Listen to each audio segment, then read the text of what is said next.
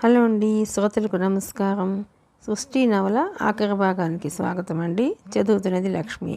విద్యుత్ దీపాల జిలుగు వెలుగులతో నందనోద్యానంలా ఉంది నందనం ప్రాంతంలోని ఆ గెస్ట్ హౌస్. అటు ఇటు తిరుగుతున్న యూనిఫారంలో ఉన్న సర్వెంట్స్, అతిథుల్ని ఆహ్వానిస్తున్న అతి ఖరీదైన వ్యక్తులు. దాదాపు 100కు పైగా కార్లు రోడ్డు పక్కన పార్క్ చేస్తున్నాయి. సెంట్రల్ క్యాబినెట్ మినిస్టర్ కూతురు బర్త్డే అంటే మాటలా, అందులోనూ గ్రేట్ ఇండస్ట్రియలిస్ట్ గారాల పట్టి. తన బర్త్డే సందర్భంగా తన హోదాకు తగిన తన ఫ్రెండ్స్ అందరినీ పిలిచింది చీనాంబర. అందరూ లక్షాధికారులే. ఫోన్లో తన పేరెంట్స్ని కూడా ఇన్వైట్ చేసింది. ఏమిటి బేబీ, నువ్వు మద్రాసులో సెటిల్ అయిపోతావా? తల్లి కుముద్వాతి దేవి అడిగింది. No ma'am, I will be come back soon. Business trials. ఇంకో న్యూస్ మమ్మీ, అతి త్వరలో నువ్వు ఆనందించే ఓ న్యూస్ చెబుతాను. ఏంటా న్యూస్? నువ్వు చెప్తావు కదా. అటు పక్క టూర్ వేయించుకొని వీలైతే వస్తాను. నా కోసం మాత్రం వెయిట్ చేయొద్దు. ఫోన్ పెట్టేసిందామె. తండ్రితో కూడా అలాగే మాట్లాడింది చీనాంబర. బేబీ, ఈవినింగ్ ఫ్లైట్కి అమెరికా వెళ్తున్నానమ్మా. నా గిఫ్ట్ మాత్రం నీకు అందుతుంది. All the best. ఫోన్ పెట్టేశాడు ఆయన. తన సిరి సంపదలు, తన పలుకుబడి, తన స్టేటస్ చూసి అభినవ్ కింద పడిపోవాలనేది ఆమె ఆంతర్యం. అందుకే బర్త్డే నెపంతో ఈ ఫంక్షన్ ఏర్పాటు చేసింది. ఇక తనకు ఎదురుగా అభినవ్ మాట్లాడలేడు. ముందు జాగ్రత్త చర్యగా నందినిని పిలిచింది కూడా అందుకే. ఆ వచ్చిన అతిథుల్లో కొంతమంది చీనాంబర క్లాస్మేట్స్ ఉన్నారు. ఒక డిప్యూటీ కలెక్టర్, ఒక IPS ఆఫీసర్, ఇద్దరు లెక్చరర్లు. ఏమిటి విశేషం? వాళ్ళందరూ ఒక్కముడిగా అడిగారు చీనాంబర్ను. చూస్తారుగా, మీకు తెలియకుండా ఏం జరగదు. నవ్వుతూ ముందుకెళ్ళింది ఆమె. వెన్నెల, పసుపు కలగలిపిన చీర, జాకెట్టు, పొడవాటి నీలాల కురులు, యవ్వనంతో ఇంద్రధనుస్సులా మెరిసిపోతుంది చీనాంబర. సరిగ్గా 7 గంటలైంది. ఆ గెస్ట్ హౌస్ ముందు ఆటో ఆగింది. అభినవ్ ఆ ఆటోలోంచి దిగాడు. సాధారణమైన ఆర్టిస్ట్ డ్రెస్సు, కుర్తా పైజామా. అతని కోసం ఎదురు చూస్తున్న చీనాంబర గెస్టుల మధ్య నుంచి వయ్యారంగా నడుచుకుంటూ గేటు దగ్గరికి వెళ్ళి పున్నమి నవ్వులతో ఆహ్వానించింది. అందరి చూపులు ఆ ఇద్దరి మీదకి మరలాయి. అంత విలాసవంతమైన వాతావరణంలోకి అతను అడుగుపెట్టడం అదే మొదటిసారి. ఖరీదైన మాటలు, నవ్వులు, పరిమళాలు. ది గ్రేట్ ఆర్టిస్ట్ అభినవ్ తనకు అతి సన్నిహితులైన వ్యక్తులందరికీ పరిచయం చేస్తోందామె. ఆ హడావుడికి కుంచుకుపోతున్నాడు అతను. అభినవ్ని గుచ్చి చూస్తున్నారు అందరూ. అక్కడ ఇంత హడావుడి ఉంటుందని అతను ఊహించలేదు. పరిచయాలు లేక అతని లోనికి తీసుకెళ్ళింది ఆమె. నందిని కోసం కారు పంపాను. ఈరోజు మీ ఇద్దరే చీఫ్ గెస్ట్స్. చిన్న సంభ్రమం. అలాంటి ఫంక్షన్స్ అంటే చెల్లికి చాలా సరదా. 2-3 ఆర్ట్ లవర్స్ అతని పక్కన చేరారు. మరో 20 నిమిషాల తర్వాత నందినితో పాటు లోనికి వచ్చింది చీనాంబర. పట్టు చీరలో పుత్తడి బొమ్మలా ఉన్న నందిని చూసి పోల్చుకోలేకపోయాడు అభినవ్. పార్టీ తతంగం గంటసేపు జరిగింది. తర్వాత డిన్నర్. అభినవ్కు, నందినికి తనే స్వయంగా వడ్డించింది చీనాంబర. అంతకు 15 నిమిషాల ముందు లాన్లో స్విమ్మింగ్ పూల్ పక్కన చీనాంబర ఫ్రెండ్స్ కూల్ డ్రింక్స్ తాగుతూ మాట్లాడుకోసాగారు. ఏమిటి, చీనాంబర ఆర్టిస్ట్తో లవ్లో పడిందా ఏమిటి? ఈ ఆర్భాటమంతా అతని కోసం లాగానే ఉంది, ఒక ఆమె అంది. లవ్వా పాడా? దానికి కాస్ట్లీ లవ్ అఫేర్స్ అలవాటు కదా. ఫారిన్ లవ్ అఫేర్స్కి స్వస్తి చెప్పేసినట్టుంది. కొంచెం రూటు మార్చిందేమో, నవ్వుతూ ఇంకొక ఆమె అంది. అవును, చీనాంబర అమెరికాలో ఒక అమెరికన్ కుర్రాన్ని ప్రేమించి పెళ్లి చేసుకుందని విన్నాను. నిజం కాదా? ఇంకొక ఆమె సందేహాన్ని వ్యక్తం చేసింది. గట్టిగా అనకు. అరిస్టోక్రాట్ సొసైటీ సింబల్ ఏంటో తెలుసా? మొగుళ్లను మార్చడం. సరదా తీరిపోయాక అక్కడ వాడిని పోవే అనేసి ఉంటుంది. ఇండియా వచ్చాక ఈ ఆర్టిస్ట్ కుర్రాడు కనిపించుంటాడు. నాకు ఇన్నాళ్ళు అర్థం కాలేదు. సడన్గా ఈవిడగారికి ఆర్ట్ మీద పిచ్చెందుకు పట్టిందా అని మొదట ఆవిడంది. అభినవ్ కోసం, నందిని కోసం అప్పటి వరకు వెతికి అక్కడ కుర్చీలో కూర్చున్న కావ్య ఆ మాటలన్నింటినీ స్పష్టంగా వింది. అమ్మ చీనాంబర, నీ ఫ్లాష్ బ్యాక్ ఇదా? కూల్ డ్రింక్ తాగేసి సీట్లోంచి లేచిందామె. ఆ గెస్ట్ హౌస్లోంచి బయటకు వచ్చేసింది. అభినవ్ లాంటి వాళ్ళు చాలామంది దొరుకుతారు. అభినవ్నే ఎందుకు సెలెక్ట్ చేసుకుంది ఈవిడ? ఆర్టిస్ట్ కనుక. పర్మనెంట్గా అతని ఆర్ట్ని విదేశాల్లో అమ్ముకోవచ్చు కదా. అభినవ్ని పెళ్లి చేసుకుంటుందా చీనాంబర? ఎవరినో పెళ్లి చేసుకుందట్టు కదా. రకరకాలుగా ఆలోచిస్తోంది కావ్య. అభినవ్తో పెళ్లి విషయంలో అంతదాకా వస్తే ఆమెను ఎలా కట్ చేయాలో రకరకాలుగా ఆలోచిస్తుంది ఆమె. సరిగ్గా అదే సమయంలో గెస్ట్ హౌస్లో డిన్నర్ కార్యక్రమం పూర్తయ్యాక చాలామంది వెళ్ళిపోయారు. నందిని లోనికి తీసుకెళ్ళి ఒక నెక్లెస్ను ఆమె మెడలో అలంకరించింది చీనాంబర. నాకెందుకు మనసులో మురిసిపోతోంది నందిని. నా పుట్టినరోజు సందర్భంగా కాదనుకు, నేను నీకు పరాయిదాన్ని కానులే. మరేం మాట్లాడలేకపోయింది నందిని. మరో 20 నిమిషాల తర్వాత నందినితో పాటు కారు ఎక్కాడు అభినవ్. అభినవ్ గారు, ఆ పెయింటింగ్ విషయం మర్చిపోకండి. ఇంకా 4 రోజులే టైం ఉంది. మీరు ఫినిష్ చేస్తే ఒక ఫ్రెండ్ ద్వారా అమెరికా పంపించవచ్చు మనం. అలాగే. కారు ముందుకు కదిలింది. చిన్న గది నుంచి విశాలమైన స్వేచ్ఛా ప్రపంచంలోకి వచ్చినట్టుగా ఉంది అభినవ్కి. నందిని రకరకాలుగా ఆలోచిస్తోంది. ఫంక్షన్లో తనని అన్నయ్యని ఎంతో గొప్పగా ట్రీట్ చేశారు అందరూ. ఎందువల్ల? చీనాంబరకు చెందిన వ్యక్తులు కావడం వల్ల. చీనాంబర అన్నయ్యను ఎందుకలా గౌరవిస్తోంది? అది కేవలం గౌరవమా లేక ప్రేమ? ప్రేమ అయితే చీనాంబర అన్నయ్యను ప్రేమిస్తే అన్నయ్య చీనాంబరను ప్రేమిస్తాడా? పెళ్లి చేసుకుంటాడా? అలాంటి వాతావరణంలో అన్నయ్య ఇమడగలడా? అంత ఖరీదైన జీవితంలోకి అన్నయ్య వెళితే తమకు ఏ సమస్యలు ఉండవు, ఏ లోటు ఉండదు. క్యాబినెట్ మినిస్టర్ అత్తగారు కావటం సాధారణమైన విషయం కాదు. అభినవ్ స్టూడియో దగ్గర దిగిపోయాడు. దారంట ఆలోచిస్తూ ఉంది నందిని. నెమ్మదిగా ఆమె మనసు చీనాంబర ఐశ్వర్యం, స్టేటస్ పట్ల మొగ్గు చూపసాగింది. ఐశ్వర్యానికి ఒక మత్తు ఉంటుంది. ఆ మత్తుకు అలవాటు పడిన వ్యక్తి ఎంత గొప్పవాడైనా అందులోంచి బయటపడటం చాలా కష్టం. చీనాంబర తన అన్నయ్య భార్య అయితే తనకు వదినగా వస్తే సరిగ్గా ఆలోచన వచ్చేసరికి కారు ఇంటి దగ్గరికి వచ్చింది. కారు దిగి ఇంట్లోకి అడుగుపెట్టింది నందిని. ఆ రోజు రాత్రి 2 గంటల వరకు ఆమెకు నిద్ర పట్టలేదు. అటు చీనాంబర, ఇటు కావ్య ఇద్దరి మధ్య ఆమె మనసు ఊగిసలాడుతోంది. స్టూడియోలోకి అడుగుపెట్టిన అభినవ్ ఏమాత్రం ఆలస్యం చేయకుండా నిశాంత పెయింటింగ్ వైపు నడిచాడు. రాయల్ ఆర్ట్ అకాడమీ కాంపిటీషన్స్కి ఎలాగైనా తన పెయింటింగ్ని పంపించాలనే కృత నిశ్చయంతో ఉన్నాడు అతను. లిపి, కావ్య, చీనాంబర, నందిని అందరినీ మర్చిపోయాడు అతను. అది స్వప్నం కాదు, అది సత్యం కూడా కాదు. ఒక ఆర్టిస్ట్ పూర్తిగా తన్మయత చెంది మనోరూపానికి ఆకృతి కల్పించే యథార్థ ప్రక్రియ. అద్భుత ఊహ చలాంచలాల నర్తనం అది. ఎడారిలోంచి చివ్వున చిమ్మ ఏటవాలు నీటి ప్రవాహపు జలపాతం దృశ్యం అది. అదొక రసానుభూతి. జీవధర్మాలకు, దేహధర్మాలకు, మనోనిశ్చయాలకు, కాంక్షలకు అతీతమైన ప్రతిస్పందన సకలం అది.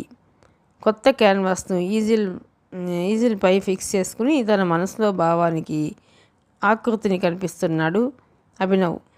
తను చిత్రించబోయే చిత్రానికి ఇప్పుడు అతని మనసులో ఎవరు మోడల్గా లేరు. అక్కడ ఎవరి ఆకారం వస్తుందో తెలియదు. క్షణాలు నిమిషాలు గంటలుగా సాగిపోతున్నాయి. ఒక పగలు, ఒక రేయి గడిచింది. నిశ్శబ్ద ఏకాంత సుషుప్తావస్థ. ఒక మహాసముద్రం ఏర్పడటానికి ముందు పొడమి స్పందించే స్పందన అది.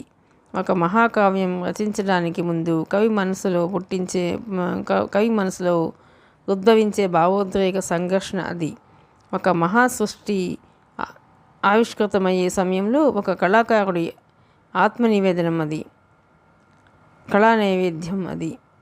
చిత్రం పూర్తయింది. దాదాపు 48 గంటలు నిద్రాహారాలు లేకుండా తదేక భావనతో, ఏకాగ్రతతో రూపొందిన అద్భుత చిత్రం. అది పూర్తి కాగానే నీరసంగా, అలసటగా అలాగే నేల మీద పడుకుండిపోయాడు అభినవ్. ఆ సమయంలో అతను నేల మీద జీసస్లా ఉన్నాడు. ఈ 48 గంటల్లోనే మధ్యలో జరిగింది సంఘటన. ఆ రోజు రాత్రి చాలాసేపటి వరకు చీనాంబర గురించి, కావ్య గురించి ఆలోచించిన నందిని ఒక నిశ్చయానికి వచ్చేసింది. సరిగ్గా ఆ సమయంలోనే కావ్య అక్కడికి వచ్చింది. బీచ్కి వెళదాం పద. నందిని కావాలనే బీచ్కి తీసుకెళ్ళింది కావ్య. చీనాంబర మీ అన్నయ్యని ప్రేమిస్తోందని నీకు అనుమానం వచ్చిందా? అడిగింది ఆమె డైరెక్ట్గా విషయానికి వస్తూ. అవును కావ్య గారు, ఈరోజు ఫంక్షన్లో అన్నయ్య చీఫ్ గెస్ట్. నాకైతే మాత్రం మహారాజుల సినిమా చూస్తున్నట్లుగా అనిపించింది. మీ అన్నయ్య ఆమెను ప్రేమిస్తున్నాడా? కావ్య అడిగింది. నాకేం తెలుసు, చెప్పింది నందిని. మీ అన్నయ్య నిజంగా ఆమెను ప్రేమిస్తున్నాడే అనుకో. నీ ఒపీనియన్ ఏమిటి చెప్పు. అన్నయ్య ఇష్టమే నా ఇష్టం, నెమ్మదిగా అంది నందిని. నందిని చీనాంబర వైపు ఆకర్షితురాలినట్లుగా గ్రహించి ఆవేశపడిపోయింది ఆమె. నీకు ఆలోచించే వయసు వచ్చింది, ఆలోచిస్తున్నావు అవునా? నీ ఆలోచనలు నాతో నువ్వు స్పష్టంగా చెప్పొచ్చు. ఆమె మాటలకు నందిని ఆమె ముఖంలోకి సూటిగా చూసింది. మీరేం అనుకోరంటే నేను చెప్తాను. చెప్పమనేగా అడిగేది, కానీ ఒక విషయాన్ని బాగా దృష్టిలో ఉంచుకొని చెప్పు. కోటీశ్వరాలు ఒక పేదవాడైన ప్రతిభాశాలిని ప్రేమించి పెళ్లి చేసుకుంటే అతనికే భార్య అవుతుంది. భార్యగా ఆమె తన భర్త స్టేటస్ని పెంచేందుకే ప్రయత్నిస్తుంది తప్ప భర్త చెల్లెల్ని సుఖపెట్టాల్సిన అవసరం ఆమెకు ఉండదు. ఆగ్రహాన్ని నిగ్రహించుకుంటూ అందామె. అది వింటూ ఒక్కసారి నందిని ఆలోచనలో పడిపోయింది. ఒకంతసేపటికి తీరుకుంది నందిని. అన్నయ్య కానీ నేను కానీ చిన్నప్పటి నుంచి బాధల్ని అనుభవించాం. మీలాంటి వాళ్ళు కలవకపోతే ఇప్పటికీ బాధల్లోనే ఉండేవాళ్ళం. చిన్నాంబర్ లాంటి హై సొసైటీని అన్నయ్య భరించలేడు, నేను భరించలేను. ఎందుకంటే నేను అతన్ని చెల్లెల్ని కదా. అలాంటి స్థాయి వ్యక్తులు నిన్ను సరిగ్గా చూస్తారని కూడా నేను అనుకోను. చిన్న పొడి వేసింది ఆమె లోలోన ఆనందపడిపోతూ. నాకు కానీ అన్నయ్యకి కానీ డబ్బు కాదు ముఖ్యం. అన్నయ్యలోని కళా హృదయాన్ని, కృష్ణను అర్థం చేసుకుని అతనికి అనుగుణంగా నడుచుకునే వ్యక్తి కావాలి. అందుకే నేను ఒక నిర్ణయానికి వచ్చాను. కావ్య గారు, చీనాంబర ఫంక్షన్ ఆ హడావుడి చూశాక అన్నయ్య వ్యక్తిగత విషయంలో నేను జోక్యం చేసుకోక తప్పదనుకున్నాను. నందిని చెబుతున్న మాటని శ్రద్ధగా వింటోంది ఆమె. తల్లి లేని పిల్లవి, నీకొచ్చే వదిన తల్లిలా నేను చూసుకునేది ఉండాలి అందామె. అందుకే నేను ఒక నిర్ణయానికి వచ్చాను కావ్య గారు. చెప్పు. ఒక క్షణం తటపడాయించింది నందిని. ఆ క్షణంలో 1000 భావాలు చెలరేగాయి కావ్యలో. నాకు వదినగా, మా అన్నయ్యకు భార్యగా నేను ఒక వ్యక్తిని సెలెక్ట్ చేసుకున్నాను. ఆ వ్యక్తి గురించి మీ ఒపీనియన్ చెప్పాలి. ఆ మాటతో ఆమె గుండెలు గుబగుబలాడాయి. తడి ఇసుకలో చిన్న పుల్లని తీసుకుని పేరుని రాసి 2 చేతులు వాటి మీద పెట్టింది నందిని. ఆ పేరెవరిదో చెప్పుకొని చూద్దాం. నాకెలా తెలుస్తుంది? చేతుల క్రిందనున్న ఇసుక వైపు ఉద్వేగంగా చూస్తూ అందామె. అయితే చూడండి. ఆ 2 చేతులను తీసేసింది. ఆసక్తిగా ఆ పేరు వైపు చూసింది ఆమె. కావ్య కావ్య కావ్య. పట్టలేని సంతోషంతో నందిని కౌగిలించుకొని ముద్దు పెట్టుకుందామె. నాకు మీ మనసు తెలుసు. అన్నయ్యను మొదటి నుంచి మీరు ప్రేమిస్తున్నారని నాకు తెలుసు. మొదట్లో మీ మనసుని, మీ ఆంతర్యాన్ని తెలుసుకోలేకపోయాను. నన్ను ప్రేమగా చూసుకునే వ్యక్తి, మా అన్నయ్య ఇష్టానికి అనుగుణంగా నడుచుకునే వ్యక్తి ఎవరో ఇప్పటికి తెలుసుకున్నాను నేను, చెప్పింది నందిని ఆనందంగా. నందిని తనని పూర్తిగా ఇష్టపడినందుకు అంతులేని ఆనందోద్వేగాన్ని సొంతం చేసుకుందామె. నీ ఆలోచన సరే, మీ అన్నయ్య ఆలోచన ఎలా ఉందో అనుమానంగా అందామె. తనకిష్టం లేకపోయినా మా అన్నయ్య తన అభిప్రాయంగా స్వీకరిస్తాడు. డోంట్ వరీ వదిన గారు, పదండి వెళదాం. లేచి నిలబడింది నందిని. ఆమె కూడా లేచి నందిని వెనక అడుగు వేసింది. సరిగ్గా అదే సమయంలో పైకి ఊబిగిన సముద్రపు అలలు పాక్కుంటూ వచ్చి ఆమె కళ్ళు తాకాయి. చటుక్కున్న ఆ అల వైపు చూసింది ఆమె. నందిని ఇసుకలో రాసిన కావ్య అనే అక్షరాల మించి ఆ అలలు వెళ్ళిపోయాయి. అక్షరాలు నీళ్ళల్లో కరిగిపోయాయి. ఆమె మనసు మారుమూల ఏదో అపశృతి. చటుక్కున్న వీణతంత్రి తెగిపోయిన చప్పుడు. ఆ భయం నుంచి తేరుకోవడానికి ఆమెకు కొన్ని నిమిషాలు పట్టింది. ఒక్కసారిగా అభినవ్కి మెలకువ వచ్చింది. చుట్టూ పచ్చటి ఎండ వెలుగు. చటుక్కున లేచి క్యాన్వాస్ మీద చిత్రాన్ని చూశాడు పరిశీలనగా. ఎంతో అద్భుతంగా మొదటి పెయింటింగ్ కన్నా మనోహరంగా ఉంది రెండో పెయింటింగ్. క్యాన్వాస్ మీద దాన్ని చిత్రించిన అమ్మాయి వైపు చూశాడు. లిపి ఛాయలే స్పష్టంగా ఆ చిత్రంలో కూడా గోచరిస్తున్నాయి. ఛాయలేమిటి? లిపి మనసులోంచి మనిషిని చెరిపేయగలదు. భావాన్ని ఎవరూ చెరపలేరు. లిపి ఆకృతి తన దృశ్యంలో కనపడగానే అవ్యక్తమైన ఆనందంతో చిత్రాన్ని తదేకంగా చూసుకున్నాడు. మనసు లోపల వ్యక్త భావనే యథార్థ రూపు సంతరించుకుంటుందనే సత్యానికి సిసలైన నిదర్శనలా ఉంది ఆ పెయింటింగ్. తనని తాను ప్రశ్నించుకుంటున్నాడు అభినవ్. అంతగా తన అవ్యక్తమైన భావనలో నిండిపోయిందా లిపిని తను అంతగా ప్రేమిస్తున్నాడా? ఎవరిని చెప్పినా లిపిలోని అద్వితీయమైన మానవత్వాన్ని తను మర్చిపోలేడు. దయా క్షమాగుణాలే మనిషికి ఆభరణాలు. అడుగుల చప్పుడుకి తల తిప్పి చూశాడు అభినవ్. లోనికొస్తూ ఆ పెయింటింగ్ని చూసి అప్రతిభురాలై నిండిపోయింది చీనాంబర. వండర్ఫుల్, మార్వలెస్, అద్భుతంగా ఉంది. 10 నిమిషాల సేపు అలా అభినవ్ని పొగుడుతూనే ఉంది చీనాంబర. ఈ పెయింటింగ్ని రేపే నేను అమెరికాకు పంపుతాను. మీ పర్సనల్ బయోడేటా కావాలి అంది చీనాంబర ఎగ్జైటింగ్గా. ఎట్లా పంపుతారు? ఫ్రేమ్ చేయించాలి, ప్యాక్ చేయించాలి. ఇంత అమాయకులు కాబట్టి మీరు ఆర్టిస్టులు అయ్యారు. అవన్నీ అరగంటలో అయిపోతాయి. డోంట్ వరీ అంటూ క్యాన్వాస్ని తీసి మడతలు పడకుండా చుట్టింది. సాయంత్రానికి మీ పెయింటింగ్ని ఫ్రేమ్లో మీరు చూస్తారు. పెయింటింగ్ని ఎక్కడికి తీసుకురమ్మంటారు? మీరు తీసుకురావడం ఏంటి? మీతో పార్ట్నర్గా కలుస్తున్నప్పుడు ఆ మాత్రం నేను చేసే తప్ప. పార్ట్నరా? అదేనండి బాబు, బిజినెస్ పార్ట్నర్గా. ఆ మాటకు విస్తుపై చూశాడు ఆమె వైపు.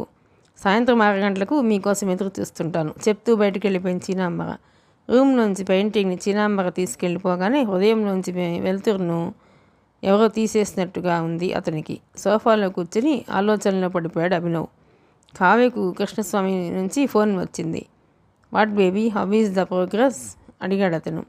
హరిహరన్ వారం రోజులుగా ఢిల్లీలో ఉన్నారట కదా, ఇవాళ రేపు ఆయన వస్తే నీకు ఫోన్ చేసింది అందుకే. మార్నింగ్ ఫ్లైట్లో హరిహరన్ ఢిల్లీ నుంచి వచ్చాడు.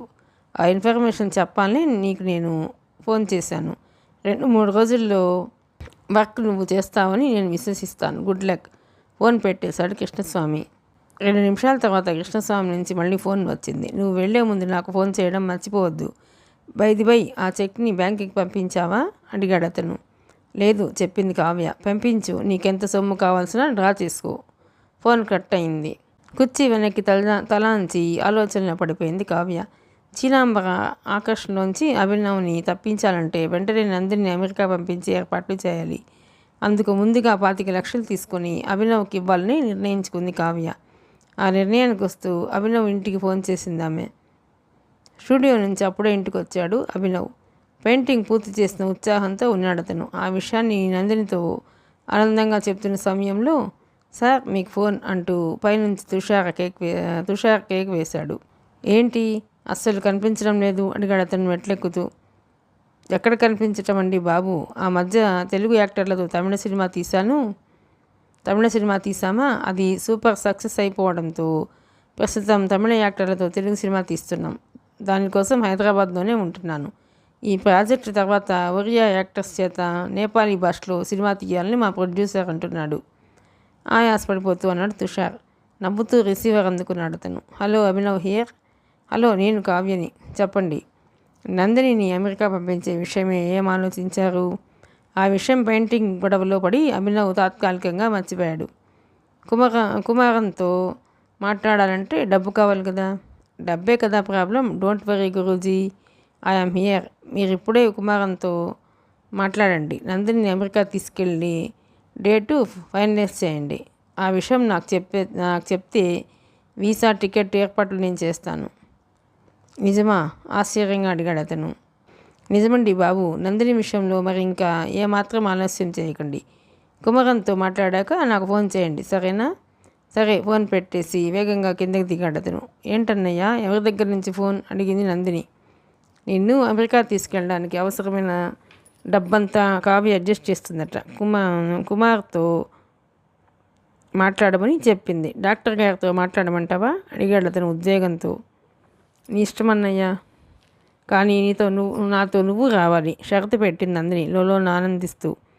నేను రాకుండా ఎలా అమ్మా పిచ్చి పిల్ల అని వెంటనే కుమారన్కు ఫోన్ చేశాడు అతను. నేనే నీకు ఫోన్ చేయాలనుకుంటున్నాను. వారం రోజులలో నందిని తీసుకెళ్ళి ఏర్పాట్లు చేయగలవా అడిగాడు ఆయన. Yes doctor. డబ్బు ఎంత అవుతుంది భయంగా అడిగాడు అభినవ్. ఎంత లేదన్నా 10 లక్షలు. తర్వాత ఇంకా అవసరం అనుకుంటే పంపించాలి. డాక్టర్ కుమారన్ మాటలకు గుండె గుబేలు మంది అతనికి. మాతో పాటు మీరు వస్తారు కదా. నువ్వు రమ్మంటే నేను వస్తాను. ఎంత కాదన్నా మా చీనాంబరకు నువ్వు బాగా కావాల్సిన వాడివి కదా. సరేలే, నువ్వు టికెట్స్ బుక్ చేయగానే నాకు ఫోన్ చేయి. ఫోన్ పెట్టేశాడు ఆయన. ఆ విషయాన్ని కావ్యకు ఫోన్ చేసి చెప్పాడు అభినవ్. 10 లక్షలే కదా, డబ్బు గురించి వరీ కావద్దు. రేపు ఉదయం 10 గంటలకు డాక్టర్ చెప్పిన దానికి రెట్టింపు డబ్బు మీ దగ్గర ఉంటుంది, సరేనా? మిగతా విషయాలు పర్సనల్గా మాట్లాడుకుందాం. ఫోన్ పెట్టేసింది ఆమె. చెల్లి నందిని సమస్య ఇన్నాళ్లకు ఒక కొలిక్కి వస్తున్నందుకు అభినవ్కి ఆనందంగా ఉంది. అన్నయ్య, కావ్యని గురించి మొదటి నుంచి నేను పట్టించుకోలేదు, కానీ చాలా మంచి అమ్మాయి అన్నయ్య. నేనంటూ ఆమెకు ప్రాణం. నువ్వంటే ఆమెకు చాలా ఇష్టం అంది నందిని నెమ్మదిగా. ఈ డబ్బు సంపాదించడానికి ఎంత రిస్క్ తీసుకుంటోందో.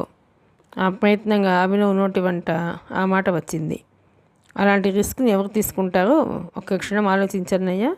కావ్య విషయంలో చాలా అభిమానంగా ప్రేమగా మాట్లాడుతున్న నందిని వైపు ఆశ్చర్యంగా చూశాడు అతను.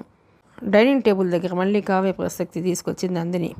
ఏంటమ్మా, నువ్వేం చెప్పాలనుకుంటున్నావో స్పష్టంగా చెప్పు అభిమానంగా అడిగాడు అతను. కావ్య వదినగా ఈ ఇంటికి రావడం నాకు ఇష్టం తలదించుకొని చెప్పింది నందిని. ఆ మాటకు అభినవ్ వెంటనే జవాబు చెప్పలేదు. అతనికి ఎందుకో చటుక్కున్న ఆ సమయంలో లిపి జ్ఞాపకానికి వచ్చింది. నందినికి ఏం జవాబు చెప్పకుండానే డైనింగ్ టేబుల్ దగ్గర నుంచి లేచి సింక్లో చేతులు కడుక్కుని తన రూమ్లోకి నడిచాడు. తన నిర్ణయాన్ని అన్నయ్య కాదనడనే ఆశతో ఉంది నందిని. నిజానికి ఇన్నాళ్ళుగా అతను జీవిత భాగస్వామి గురించి ఏమీ ఆలోచించలేదు. కానీ అభినవ్ మనసుకు తెలుస్తూనే ఉంది. అతని మస్తిష్కంలో అకస్మాత్తుగా 3 వ్యక్తులు కదిలాడారు. 1 చీనాంబర, 2 కావ్య, 3 లిపి. కావ్య మొదటి నుంచి తనని ఇష్టపడుతోందని తెలుసు. చీనాంబర తనని ఆకర్షించడానికి ప్రయత్నిస్తోందని తెలుసు. కానీ లిపి తన పట్ల ఏ భావాన్ని ఎప్పుడు వ్యక్తం చేయని లిపి పట్ల అతని మనసు ఎందుకో మొగ్గు చూపుతోంది. తనని తన అభిరుచుల్ని అర్థం చేసుకోగలిగే వ్యక్తి, నందిని కూతురులా చూసుకోగలిగే వ్యక్తి, తను బ్రతుక్కి ఆనందాన్ని ఇవ్వగలిగే వ్యక్తి ఒక్క లిపి మాత్రమేనని అభినవ్ హృదయం ఘోషిస్తోంది. లిపి విషయంలో తను తప్పు చేశాడేమో. ఎందుకు రావడం మానేసింది ఆమె? అసలు ఏం జరిగింది? ఆమెను కలవాల్సిన బాధ్యత తనకుంది. జరిగిందేమిటో తెలుసుకోవాలి. ఆలోచన వచ్చిన వెంటనే ఇంట్లోంచి బయటకు వచ్చాడు అభినవ్. లిపి మారిన అడ్రస్ అతనికి తెలియదు. ఎలా స్టూడియోకి వెళ్ళాడు. అతని చుట్టూ ఎడతెగని ఆలోచనలు. ఎట్టకేలకు రమణ గుర్తుకొచ్చాడు.